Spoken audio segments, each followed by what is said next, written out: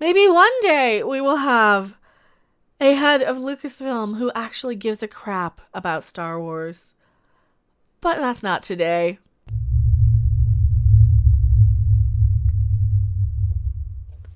Hello everyone, I am still Mecha Random 42, still the one, still the only, still the original, still your favorite YouTube consumer advocate, Harpy. Oh, Star Wars.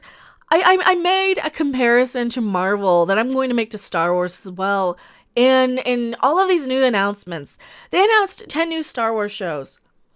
10 new shows. We got a couple of little trailers. We got a little bit more information. We got some behind the scenes stuff. And we're going to get into that. But really, there's Kathy. There's Kathy.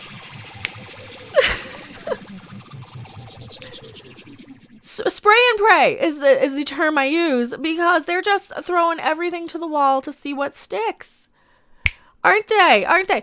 From everything from Indiana Jones, Bad Batch. I mean, Indiana Jones isn't even Star Wars, but we got Bad Batch, Cassian Andor that nobody cares about, Obi-Wan Kenobi, Acolyte, Rangers of the New Republic, Ahsoka, because people seem to like her. Star Wars Visions, Mandalorian we already have, because Baby Yoda is awesome. Lando, Rogue Squadron, A Droid Story. And then they only have like 3 things that aren't even Star Wars related on this. The only 3 things. You had Children of Blood and Bone, which is like a YA novel series, I believe. It's one of those YA fantasy novel things. Which, great, do a new adaptation of some new property. Great.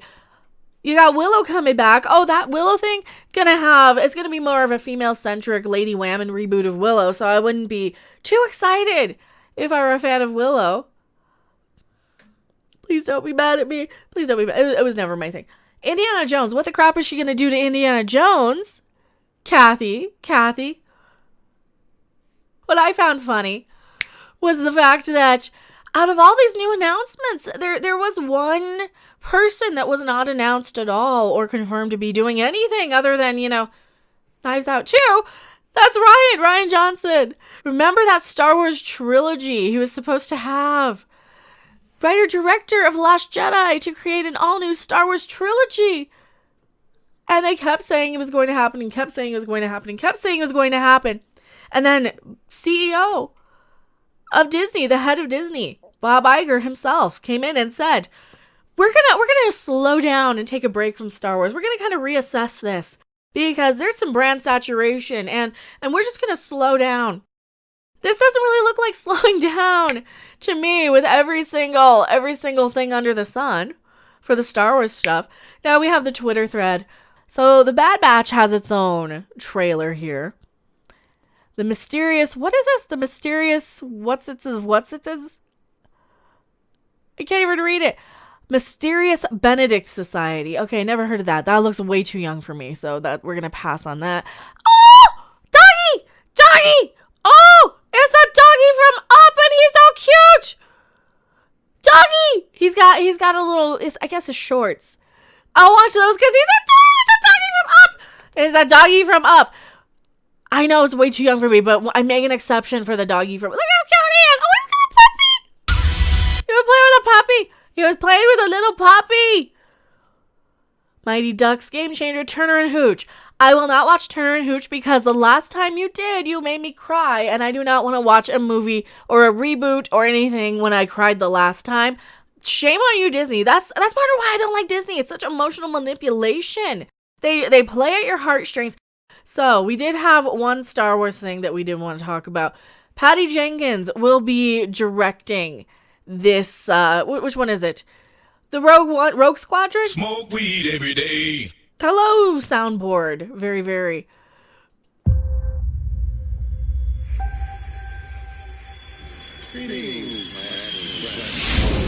I love to move fast and speed of any kind. She's on I rollerblades. think that's because I grew up the daughter of a great fighter pilot. So when he lost his life in service to this country, it ignited a desire in me to turn all of that tragedy and thrill into one day making the greatest fighter pilot movie of all time. Now I found a movie about 2 things I love. So I'm going to see you very soon. Does she even like Star Wars, though? I've liked pretty much everything I've seen her do. And I like that they're actually putting their money where their mouth is and actually finally hiring a female director instead of this, fake virtue signaling pandering crap. But I don't know. Maybe it'll be good. And it didn't have to be. And I wonder if it's going to be all Lady Wham and stuff too. I wonder if we're going to have. Is this going to be a heavy-handed? Now this is all about the Lady Wham and female pilots, and it's all about that's what I'm concerned with for that.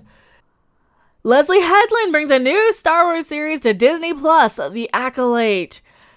It's a mystery thriller that will take viewers into a galaxy of shadowy secrets and emerging dark side powers in the final days of the High Republic era.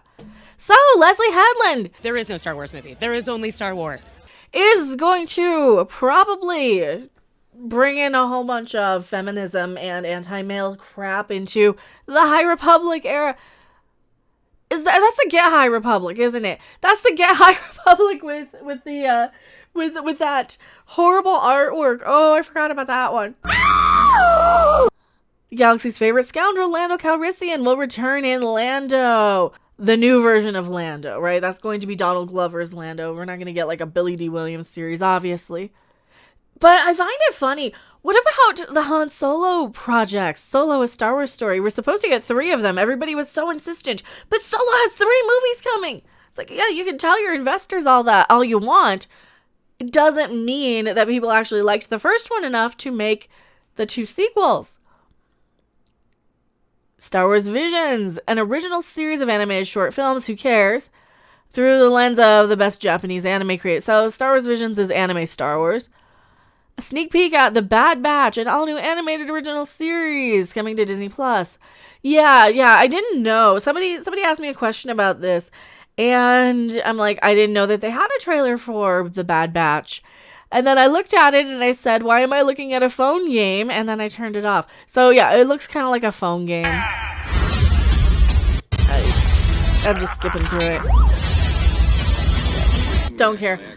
Not going to be covering any more of The Bad Batch because that's just way too... That's like Clone Wars and Rebels. That's just not my wheelhouse. So thank you for subscribing. Hayden Christensen returns as Darth Vader, joining Ewan McGregor in the Obi-Wan series that begins 10 years after the dynamic events of Revenge of the Sith. And that's all we really have about that. 6 million views for a 10-second just flyby of smoke and the name. And the name. That's not smoke, that's probably sand. I don't like sand. Looks like Rebels. Yeah, that's why we're going to just skip that one. Now here's the Cassian Andor series. Yay!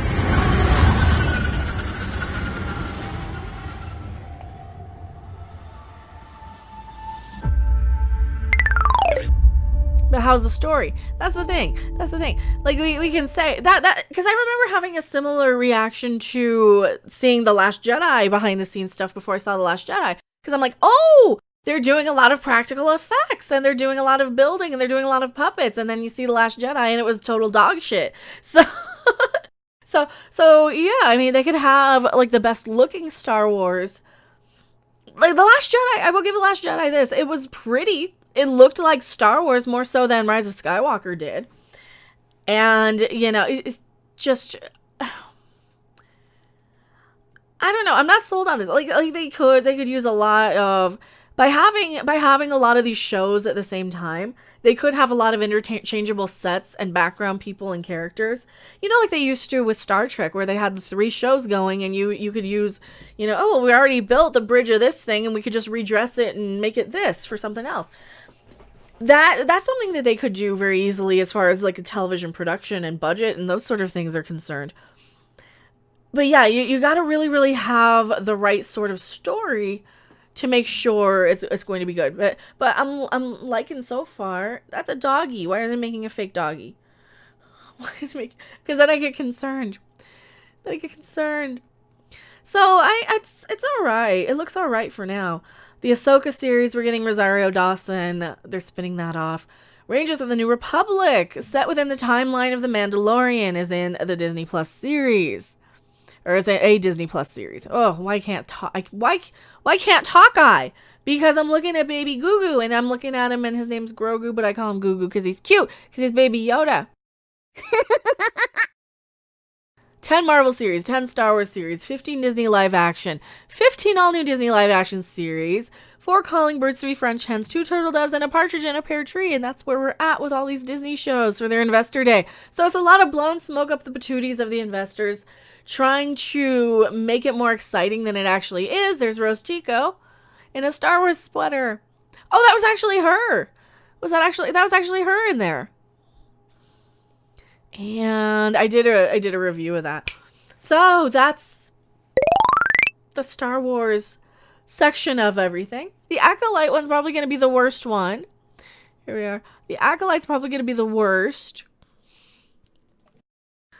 Children of Blood and Bone. I mean, I'm curious. I'm more curious of that one, but I don't know how well they're going to adapt it, especially with Kathy at the helm.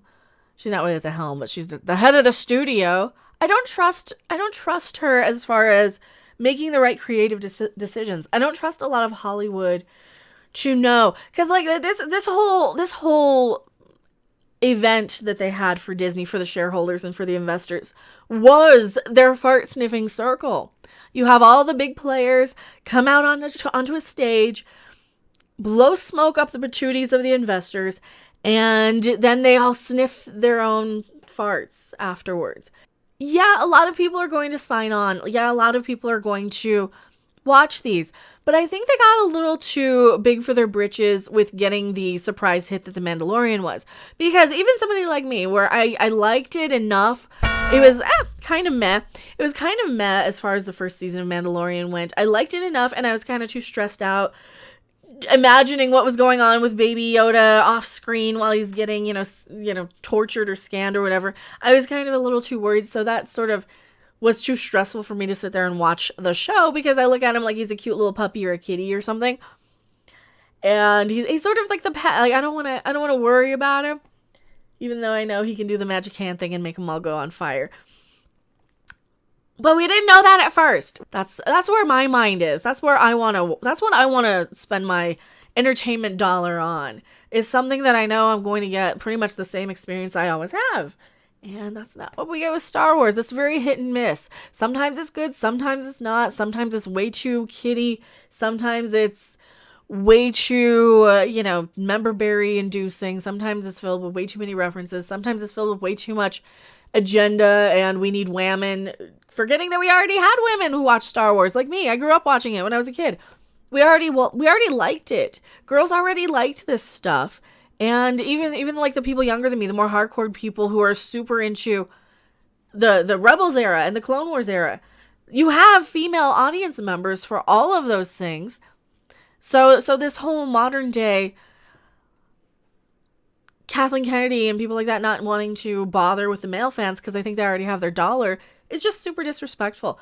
And I don't appreciate that attitude from these studios that want me to give them so much money. So I'm not super... Oh, we got the droid one. So the droid one's not even going to be just R2 and C-3PO. It's going to have them kind of... And along with other droids. Probably every other droid that they can make more money off of by selling and make... Oh, we'll make a new droid. So we can make money. Like J.J. Abrams did, where he got money for designing, BB-8. And then for D.O. But... That's about all I really have to say about Star Wars.